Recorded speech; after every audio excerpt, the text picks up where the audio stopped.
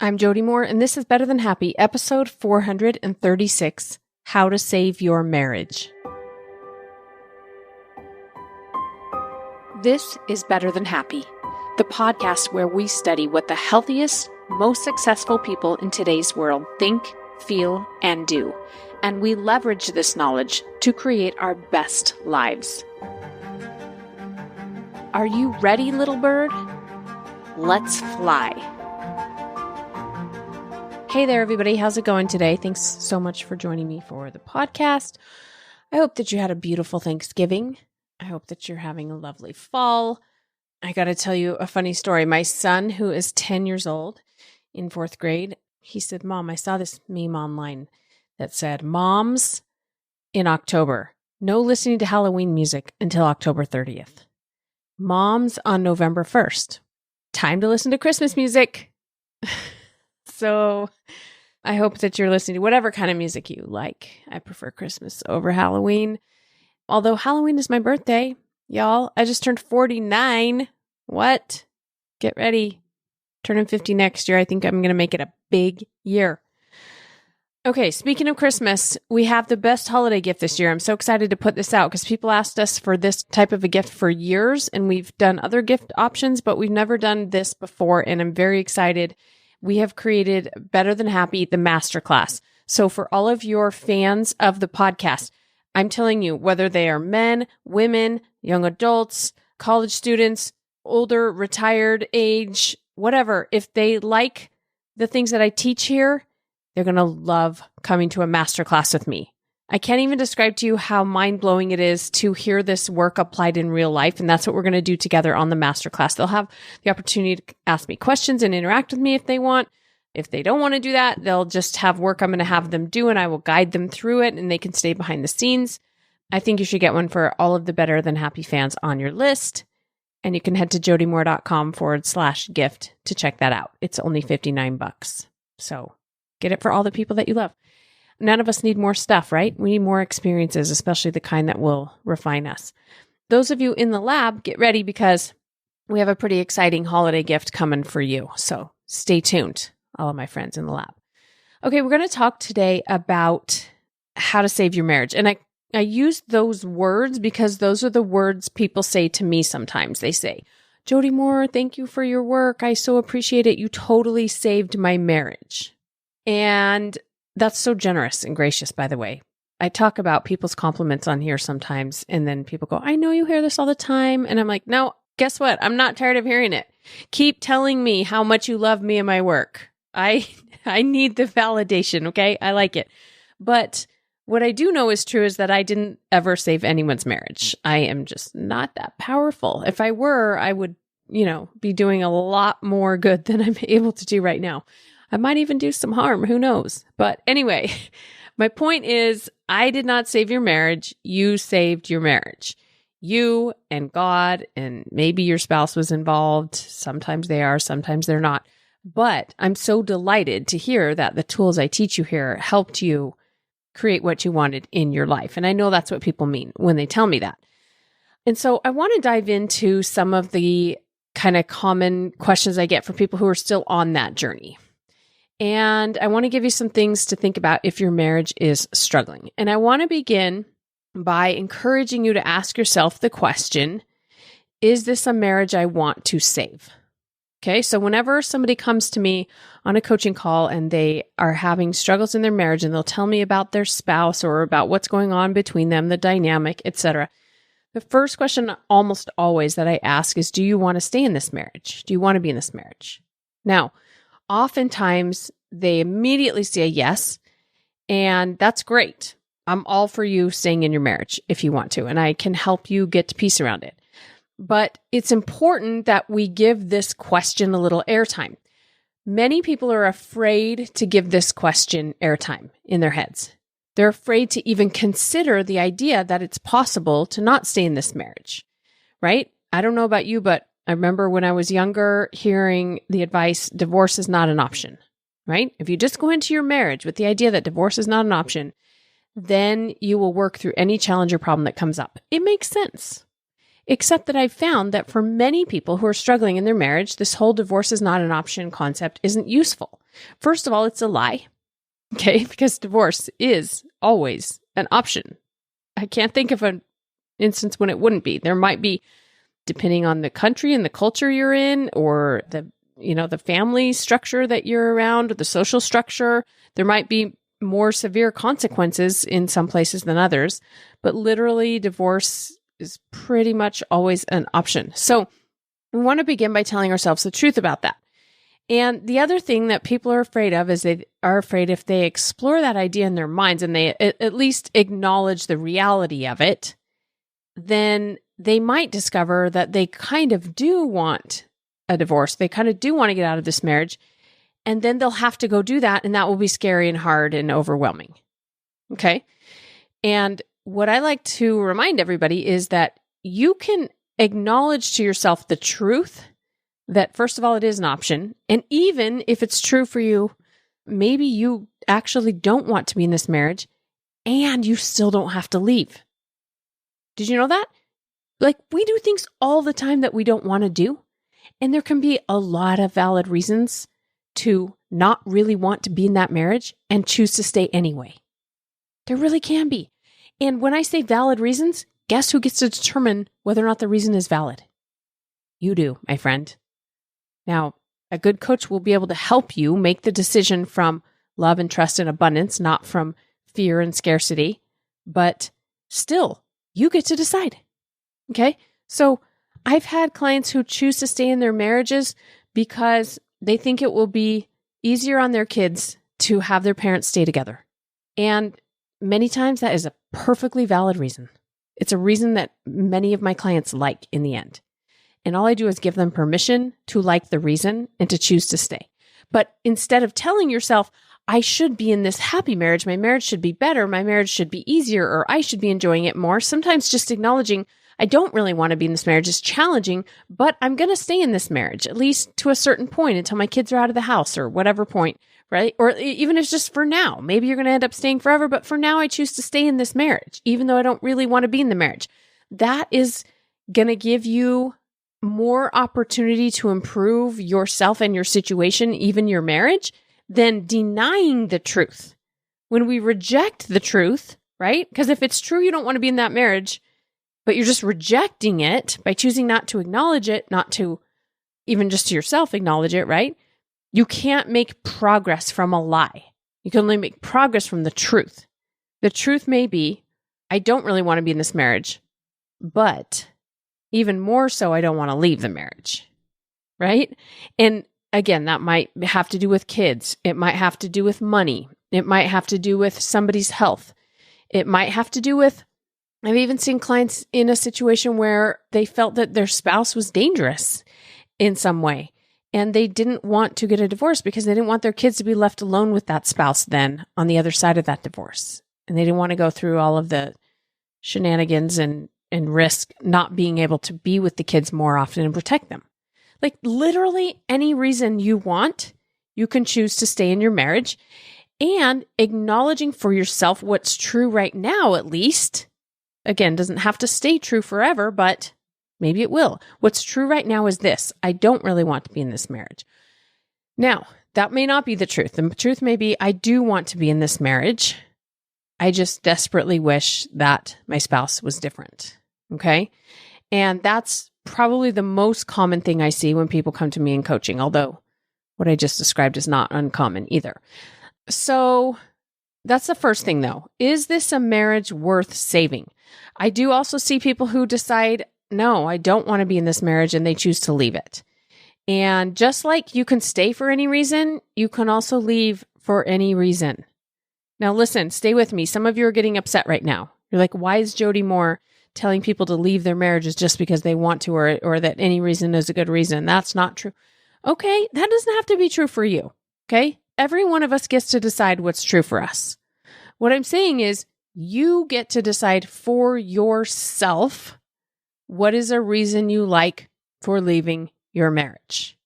And it may be that you cannot be your highest, best self in this marriage. It is too challenging for you to do that.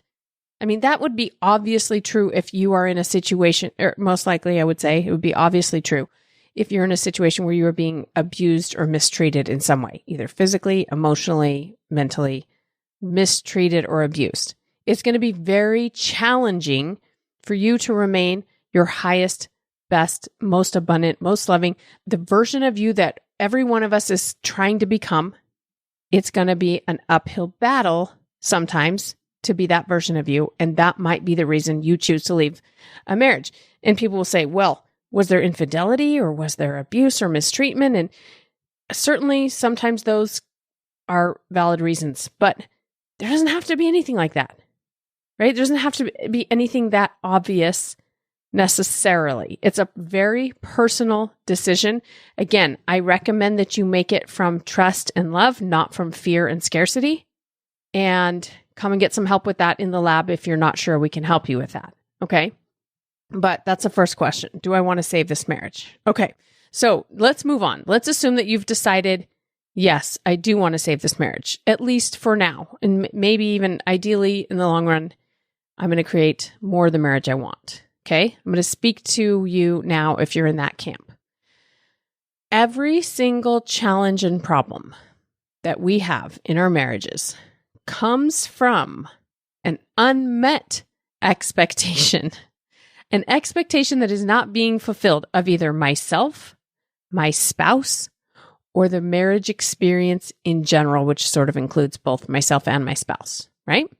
When we have a picture and a story of what marriage should be, how we should be, how our spouses should be, then often reality doesn't meet it, and that is what creates problems in the marriage. The end. We could wrap it up, but I will elaborate more just in case. Okay. But I just want you to think about it like that because it's not complicated. We tend to want to make things complicated, right?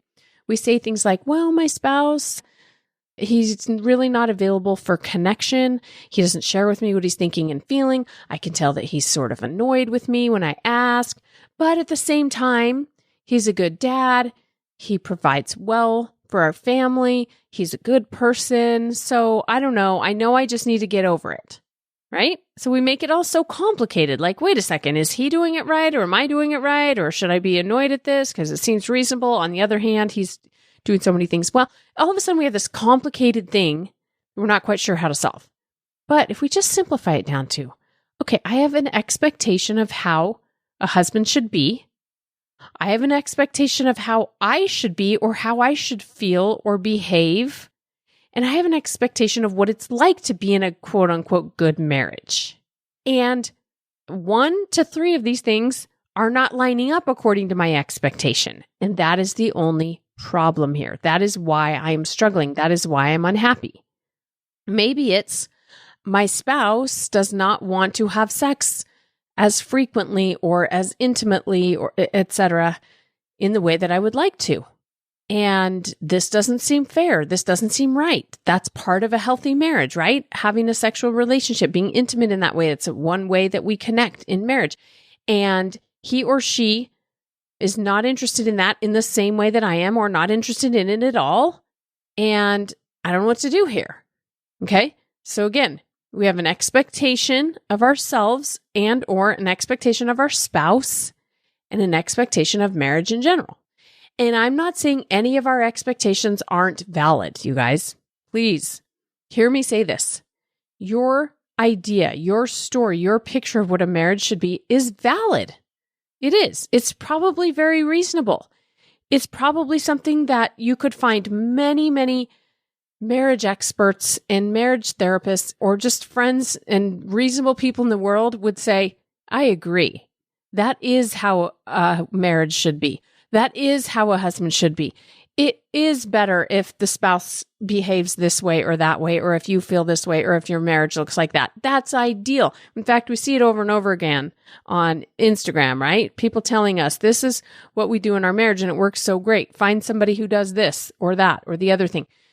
Okay, great.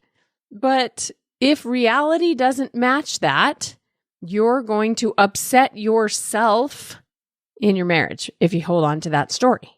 Okay? So what do we do about it then, Jody? If our stories are valid and reasonable and true, And yet reality isn't matching it. Then what do we do if we want to stay in this marriage? Well, great question. The way I see it, we have a few options we can play with. You can try to explain your expectation to your spouse. Let's say it's your spouse that isn't meeting your expectation, okay? You can certainly try communicating it. I think this is a valid option, by the way. What I see happen more often, though, is not someone communicating it from a really open-minded, let's discuss this kind of place. I see people communicating it from a defensive place. And it's tough. Even if we go into it trying to be really open and kind, it often turns into confrontation. It often turns into a conflict, right? So I think it's important that before you have a conversation like this, you have to get clear on your objectives. Your objective should not be to change the other person. I know that sounds strange. Like, why are we having this conversation if it's not to change them? We're having the conversation because we want to be as honest and open and vulnerable and available for connection with our spouse as possible. And part of that is communicating our desires, communicating our preferences, communicating our stories and our ideas about what marriage should be and what a spouse should be. Not from a place of, let me explain to you why I need you to be this way. From a place of, I want to tell you what the story is in my head that I have about a marriage. And I realize it's just a story. I picked it up from a lot of valid places. A lot of people share my story, but in the end, it's just a story. It's just an idea. And I would love to hear from you, spouse, about your idea of what a marriage should be or who you want to be. Or, what do you have to say about this? That's the ideal way to approach this conversation, is just to share your desires and preferences and interests. Okay? Because you'll be surprised how many times in a marriage, they're really small things that we prefer, really just small adjustments that we're asking of one another. And sometimes just having that understanding that your spouse is interpreting your behavior in a certain way that you don't intend can be really useful. I'll tell you, I've had some discussions like this with my husband where either he's had requests of me or I've had requests of him. And it's always hard for the other one to hear it. It's tricky not for it to turn into a defensive, well, yeah, but you do this and you do that type of situation. But if you can cut it off before it escalates, and don't think, this is something I learned from my sister Natalie Clay, by the way, who's a marriage coach, is to not go into those conversations thinking that you have to get to an agreement or resolution by the end. You don't. You can just share it and say, I don't know what the answer is, and it's okay that we don't agree, and I don't think we have to come to resolution. I just wanted to put it out there. And let it be. Let it be kind of messy and unsettled. It's still the communication when we're coming from, our best place as much as possible. The communication is really valuable. It's really good for us to know what the other person's thinking and feeling. Okay, so that's one option. You can communicate it. Another option is you can adjust your expectation. You really can. Did you know this? And people sometimes say, well, that's not fair. I shouldn't have to let go of this. And I'm like, all right, well, welcome to life. Like, we have to let go of thinking we can control other people, thinking that that's useful. And if there was a way to control them, I'd teach you that. But this is life, right? And it might feel unfair in the beginning, but what I try to help people see through coaching is that it's not something we're doing for them. It's a gift you give yourself. It's like when we hold on to it, we're like hugging a cactus, right? And I'm like, hey, why are you hugging that cactus? It's prickly. And they're like, yeah, I know, I'm in a lot of pain. I'm like, well, why don't you let go of the cactus? They're like, no, I want this cactus. It's not fair. I should get to hug this cactus if I want to. And I'm like, yes, and you can if you want to. But also it's really prickly and it's hurting you. What if we just let go just a little bit? What if we loosen our grip on it a little bit? And when you let go of it, even just a little bit, and you don't have to go to extremes, but just a little bit of letting go of it can provide you so much relief that you'll be like, that is so much better. This has happened over and over again, you guys, with people that I coach. When I can get them to loosen up a little bit on their expectation, their ideas, their stories about what should be, they find so much relief that they want to go even further. Okay? I got to tell you something here, and this might help you, I hope, to let go of that cactus that you're hugging, okay? Because I get it. Again, it feels relevant and valid, but here's the thing. Your spouse is not there to fulfill you or complete you. They're just not. That was never the intention, I don't think, of marriage.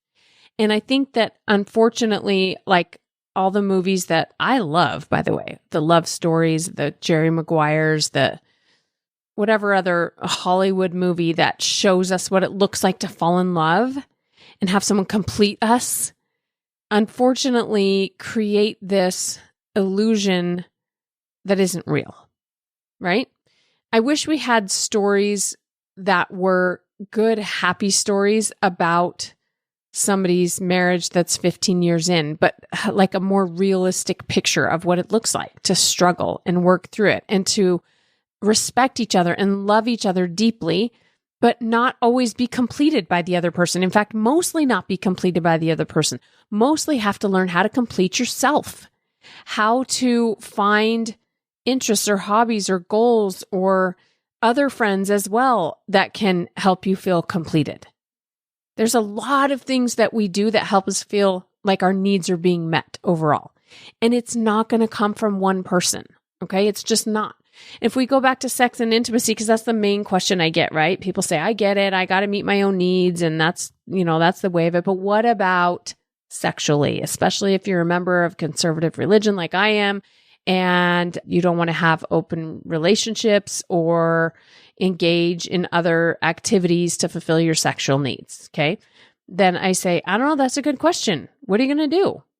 I don't know the answer, but what I do know is that not having your sexual needs met in the way that you hope they would and being resentful and mad about it is 2 times to 10 times harder than just not having your sexual needs met in the way that you wish they were.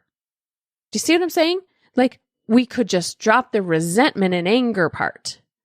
For example, if, heaven forbid, something happened to your spouse and they passed away and you chose not to engage in sexual behavior outside of marriage and you didn't have another partner and you were going to live the values the way you've described them to me, then what would you do?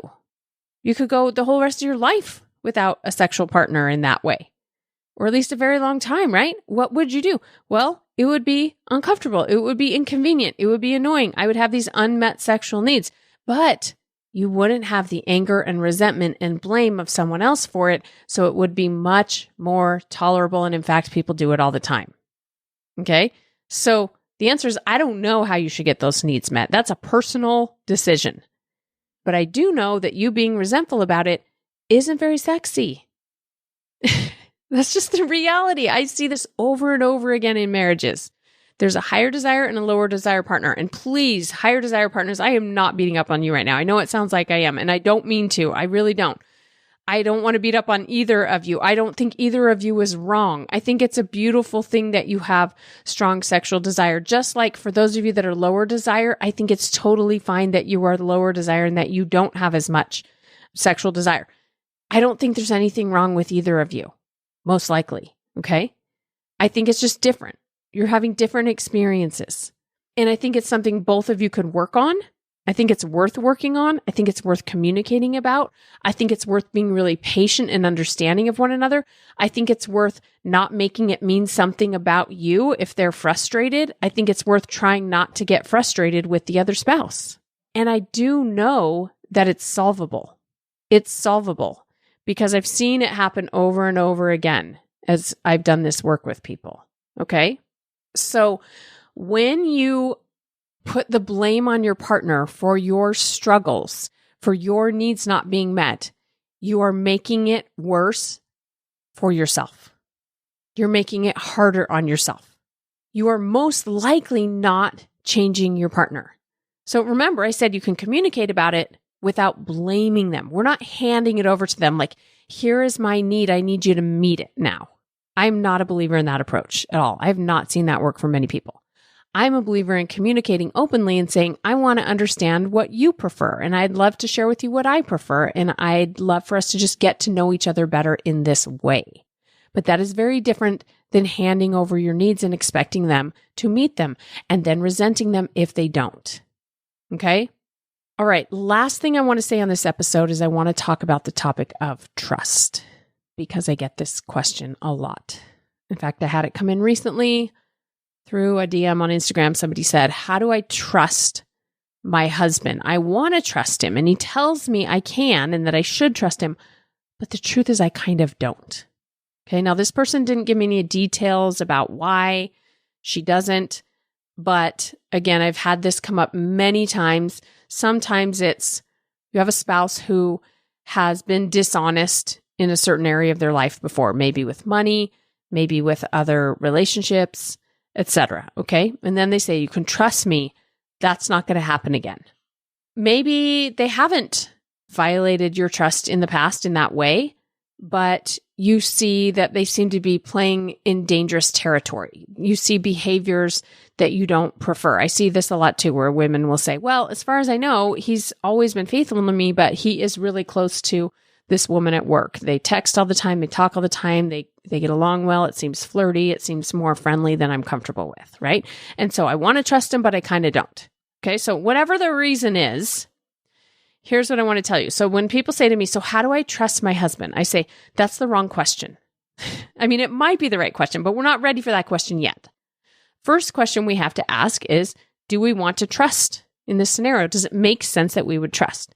And what is trust anyway? So let's start there.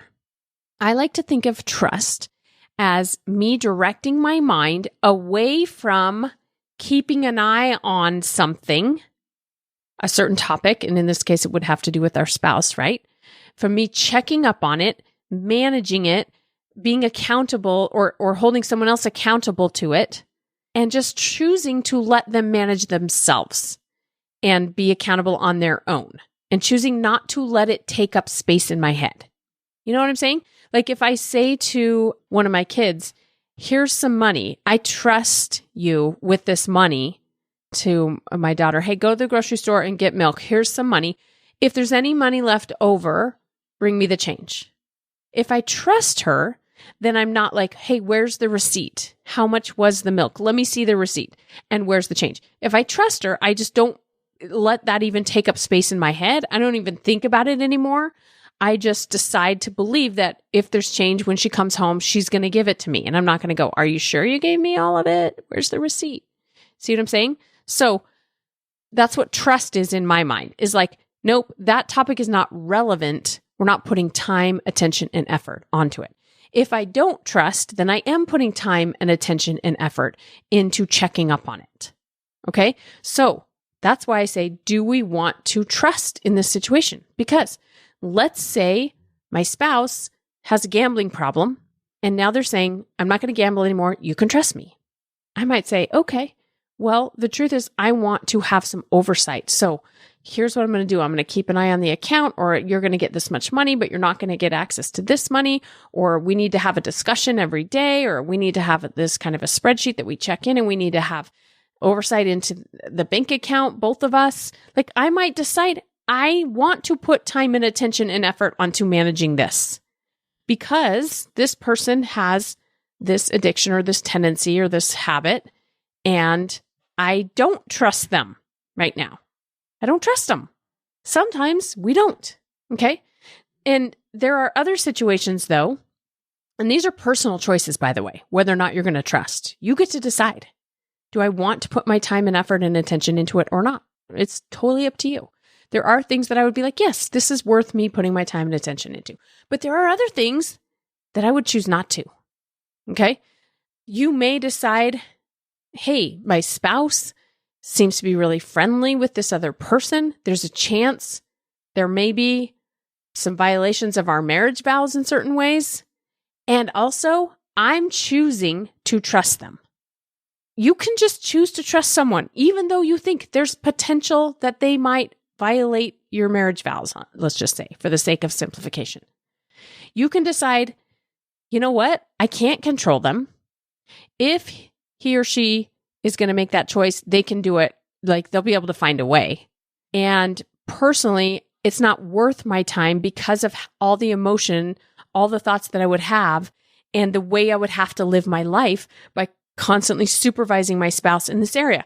And I don't want to be my husband's mom. I don't want to check up on him in that way.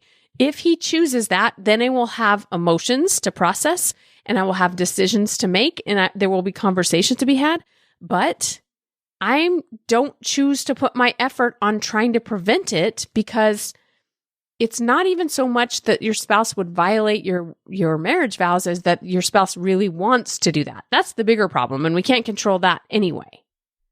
Do you see what I'm saying? So there are times when I would decide I choose not to trust in this instance, and there are other times when I decide I choose to trust either because I have no reason not to, or I have some valid reasons not to, and I choose to anyway. And so how do you do it? You simply direct your mind towards what you do want to spend your time and effort and brain power thinking about. That's it. And when it tries to go to that place of, I wonder what he's doing right now, or I wonder where she is, I wonder who she's talking to, I wonder, you just go, no, none of our business. We're not doing that today. We're not spending our time on that today. And you engage your brain in other activities instead. What do you have control over? Where can you do good in the world? Okay, so trust is an interesting one. I always find it fascinating that the better people are at lying, the more we trust them until they get caught. But sometimes that never happens. So don't think that trust is something that the other person creates for you. Trust is a decision that you make or you decide not to trust. Sometimes we have really valid, highest self reasons for choosing not to trust. Okay, so there's a lot here. And if you have questions about any of it, I would love to hear from you. So come on over to Instagram, shoot me a DM.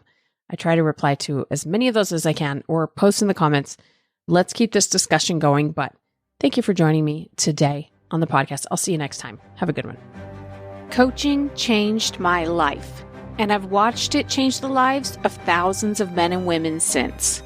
But is it right for you? You'll only know by giving it a try. Try it out today at jodymoore.com/trial.